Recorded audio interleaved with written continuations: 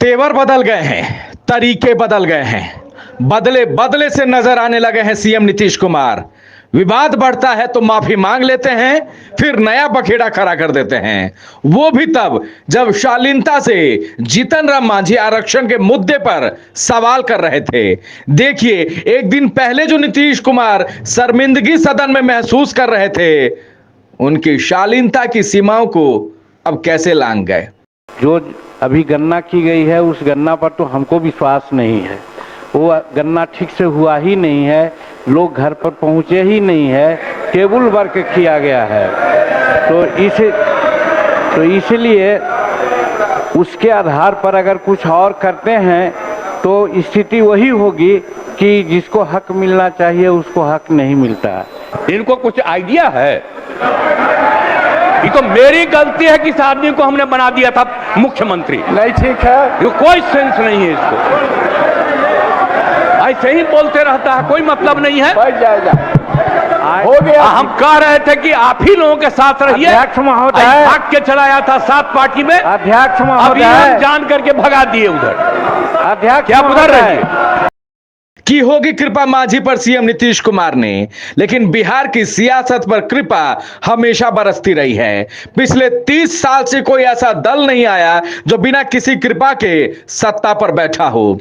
पिछले 30 साल से किसी पार्टी को ऐसी बहुमत नहीं मिली कि बिना किसी कृपा के बिहार में सरकार बना ले। लेकिन कृपा पर सीएम ने जो बखान किया, उस कृपा में झांके कौन।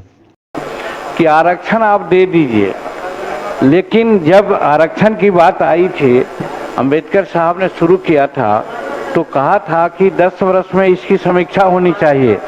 क्या आज तक बिहार सरकार ने आरक्षण चाहे सेवाओं में हो या नामांकन में हो, कभी समीक्षा करने का कष्ट की है सरकार कि हाँ कितना हमने अभी तक दिया है, कितना आरक्षण है या नहीं है, ये सरकार सोची है?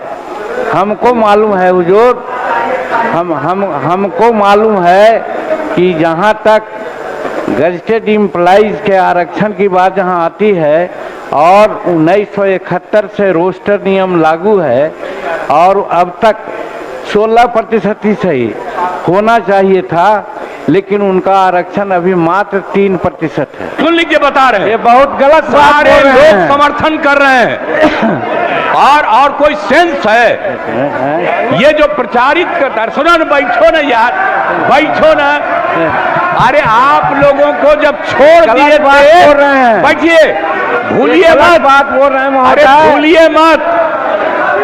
अरे 13 में जब आप लोगों को छोड़ दिए थे, अब अकेले थे तो हम, अरे चुनो ना यार, कुछ जानते हो, बैठो।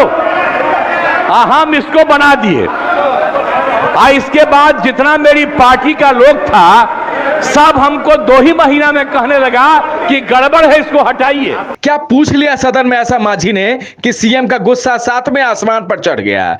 क्या पूछ लिया था मांझी ने कि तेजस्वी विजय चौधरी के टोकने के बावजूद सीएम मांझी पर बरसते चले गए? मांझी की सियासत की अलग किताब लिख दी, मानो सीएम की कृपा से ही मांझी की सियासी नैया चलती रही हो। ये जो विभिन्न शैक्षणिक संस्थाओं में आरक्षण की बात की जाती है, आरक्षण आप बढ़ा दीजिए सैद्धांतिक रूप में, हाँ कौन नहीं चाहेगा कि बढ़े, लेकिन धरातल पर क्या है इसके बारे में भी कोई मैकेनिज्म डेवलप करना चाहिए, जो सरकार आज तक मैकेनिज्म डेवलप नहीं किया है।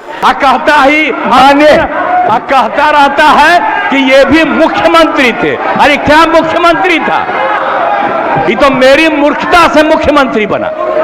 आप ऊपर वाला भी जान लो, आप बिना मतलब का रोज इसको पब्लिश करते हो, कोई सेंस है इसमें थोड़ा? एक तो पहले से ही सदन में सीएम के बयान पर देश भर में सियासी भूचाल मचा है, ऊपर से मांझी पर सीएम की ये कृपा बवाल मचाने के लिए काफी है।